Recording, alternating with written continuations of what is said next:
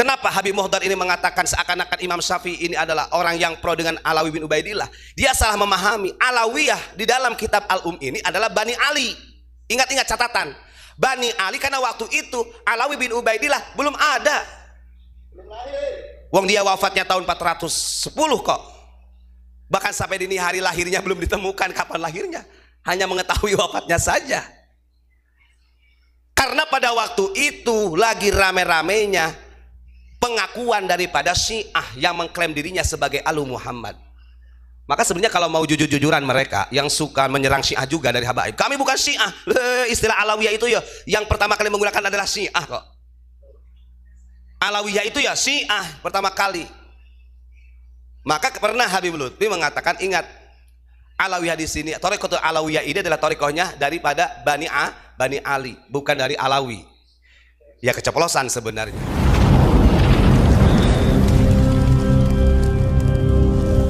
Bismillahirrahmanirrahim. Assalamualaikum warahmatullahi wabarakatuh.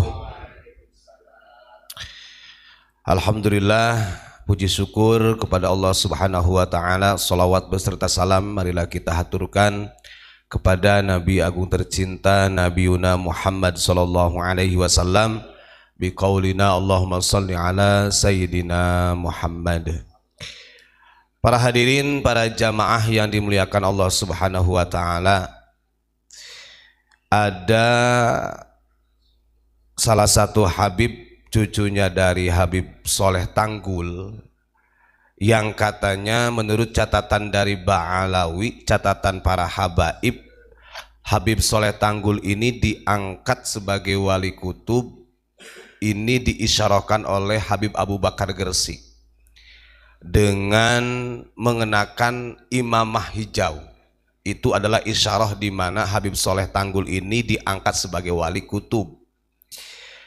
Pada waktu itu ya orang mengenal Habib Abu Bakar Gresik wali kutub, kemudian wali kutub mengekstafetan kutubnya kepada Habib Soleh Tanggul. Nah, ini wallahu alam bisawab. Nah, cucunya ini mengatakan begini, saya baru aja mendengarkan karena ini dikasih tahu sama Gus Ilyas. Jadi begini, yang disampaikan oleh Habib Muhdar ini, cucu dari Habib Soleh Tanggul, dia mengatakan bahwa hanya di Indonesia saja yang mempermasalahkan nasabnya Ba'alawi. Di daerah-daerah lain, negara lain gak ada yang mempermasalahkan. Bahkan dari imam madhab sendiri tidak mempermasalahkan.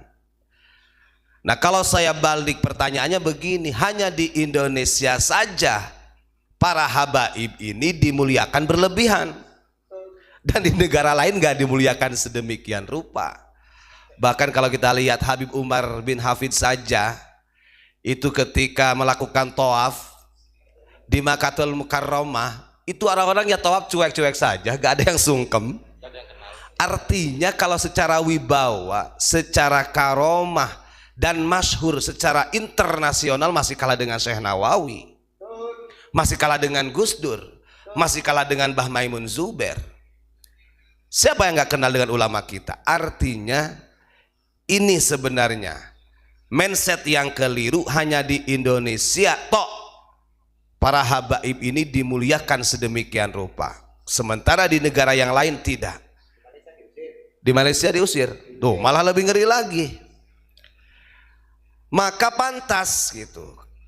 Dan kalau mau disadari, bukan zaman sekarang saja polemik nasab, masalah kemudian tentang siapa yang intisab kepada Kanjeng Nabi dari zaman dulu. Karena banyak yang mengaku-ngaku. Emang orang Syiah tidak mengaku dari Ahlul Bait Nabi? Makanya kemarin keterangan yang saya terputus kemarin, Imam Syafi'i sampai dihukum sedemikian rupa oleh Gubernur Yaman. Karena Imam Syafi'i waktu itu dituduh sebagai orang yang pro juga kepada Alawiyah, yang pada waktu itu bukan Ba'alawi, Bani Ali yang diistilahkan oleh Syiah. Maka ketika haulnya Habib Soleh Tanggul dengan lantangnya, dengan pedenya Habib Muhdar mengatakan hanya di Indonesia, aneh di Indonesia itu katanya. Kok masalah Ba'alawi ini dipermasalahkan? Oh, Anda gak sadar, yang ngasih tanah mbahmu Yang ngasih tanah Habib Soleh Tanggul ketika hijrah tahun 1921 ke Indonesia, itu siapa yang memberi segenggam tanah untuk tempat kalau bukan orang Indonesia? Kan begitu. Itu betapa dimuliakannya karena Anda menyandang nama habaib sebagai zuriyah Nabi, yang pada waktu itu belum ada yang berani mengungkap seperti yang sekarang. Dan kalau kita lihat dari apa yang disampaikan oleh Habib Muhdar itu rasis. Semoga aja coba disimak. Itu rasis, itu pembelaan klan. Gak sadar bahwa di Indonesia ini banyak as-sayyid, banyak as-syarif.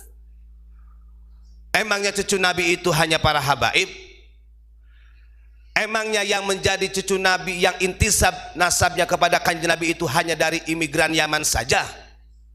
Di berbagai belahan dunia banyak ulama-ulama kita, mau dari Maroko, dari Andalusia, Imam Ghazali dan lain sebagainya, banyak yang intisab kepada kanjeng Nabi. Tidak mereka rasis. Nah, ini yang harus kita counter.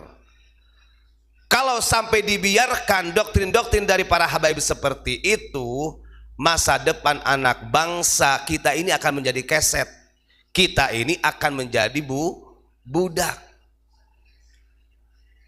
Kalau benar dia mencontoh kanjeng Nabi, beberapa tekstual hadis Nabi, kanjeng Nabi itu pernah ditanya mengenai tentang ahlul bait Nabi. Ada salah satu hadis Nabi yang disampaikan oleh Imam Tabrani dari Anas bin Malik. Ini harusnya bisa menampar mereka supaya mereka tidak sombong. Kalau saya katakan mereka sombong. Kenapa sombong? Karena dalam isi-isi ceramahnya masih mengkaitkan dirinya sebagai dzurriyyah Nabi. Gak usah diaku-aku. Imam Syafi'i dalam beberapa kitab, catatan kitabnya, beliau tidak pernah tuh mengaku-ngaku dirinya sebagai dzurriyyah Nabi. Di dalam dirinya terdapat mengalir darahnya Rasulullah, itu enggak ada.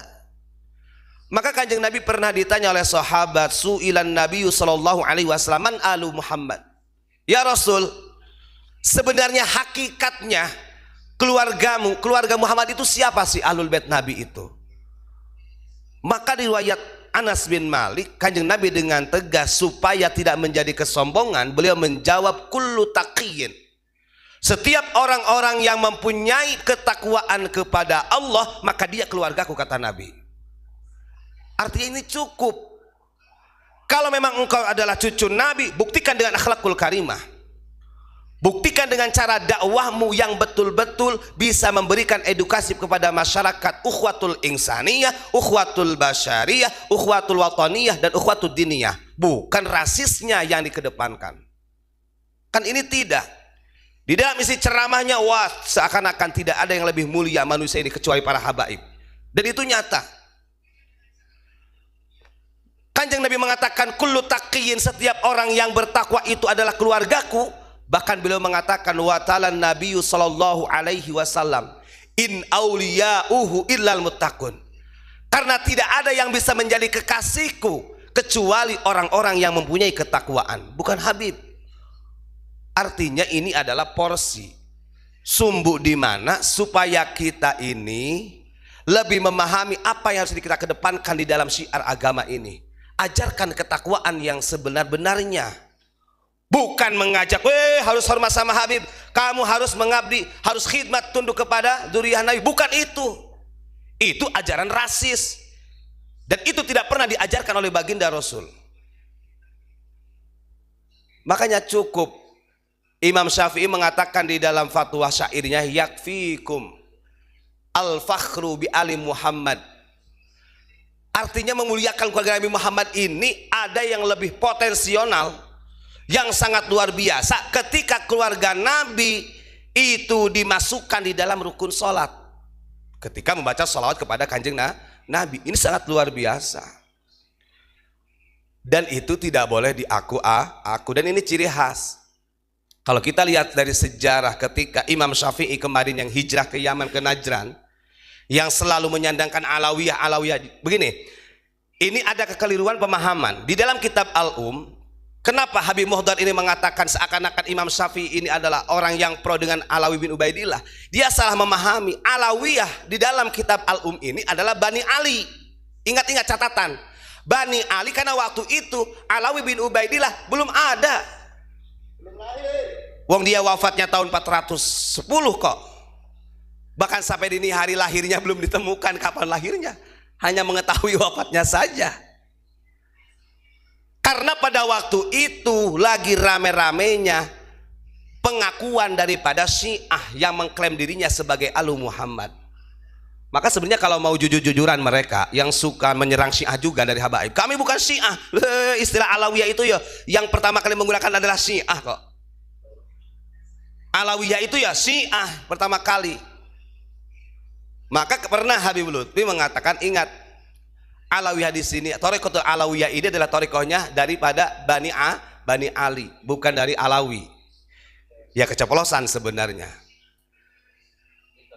Nah ini bahaya, ngapunten. Makanya Imam Syafi'i ketika beliau hijrah menegakkan keadilan di daerah Yaman, karena tahu karakteristiknya orang Najran seperti apa. Memang pada waktu itu juga banyak yang mengkait-kaitkan dirinya sebagai Alu Muhammad dari kelompok Syiah pada waktu itu. Sudahlah, jangan pada sombong dengan nasabnya. Kalau memang engkau itu sebenarnya begini, kalau memang betul punya darah Kanjeng Nabi, tanpa harus mereka ingin dihargai, pasti dihargai. Tidak harus mendoktrin umat. Makanya catatan Kanjeng Nabi di dalam hadis tadi yang disampaikan oleh Anas bin Malik, kullu taqiyyin, setiap orang yang bertakwa itu adalah keluargaku. Ini supaya mematahkan dari rasis, supaya orang ini tidak bersandar, tidak i'timad dengan nasabnya. Apa yang mau dibanggakan dengan nasab? Orang nanti juga ketika ditiupkan sangkakala, dibangkitkan dari kuburan di hari kiamat, fala ansabalahum, gak ada tuh yang peduli dengan nasab. Tetap saja amal perbuatan yang akan dimintai pertanggungjawaban. Maka keliru kalau orang hanya bersandar dengan nasab, justru ini akan bahaya, dan itu ciri khas daripada kaum jahiliyah. Itu ya. Maka saya katakan yang disampaikan oleh Habib Muhdar, cucunya Habib Soleh Tanggul, ketika dia mengatakan hanya di Indonesia yang mempermasalahkan habaib, justru hanya di Indonesia habaib dimuliakan sedemikian rupa dan kau anggap Indonesia ini kasta terendah. Itu terjadi di Indonesia dan itu sampai sekarang ya. Makanya saya harap kepada seluruh warga masyarakat bangkit. Kita jangan takut dengan istilah kewalat lagi. Kalau salah, ini anjuran hadis Nabi. Andaikan Fatimah ini yang nyolong, kata Kanjeng Nabi, la qata'tu biyadi, demi Allah aku sendiri yang akan aku potong tangannya. Artinya ini ajaran setara. Ketika dzurriyyah Nabi itu salah, ya harus kita benarkan. Ketika menyimpang harus kita luruskan. Ketika berbuat dosa, ya harus kita ajak untuk bertaubat. Ini ada Habib membela. Kalau ada Habib mabuk, gak usah dilaporkan. Kasih beras. Karena bagaimanapun di dalam dirinya ada darah Rasulullah. Cuk, itu namanya. Cuk, itu jenuh. Gitu ya. Terima kasih. Assalamualaikum warahmatullahi wabarakatuh.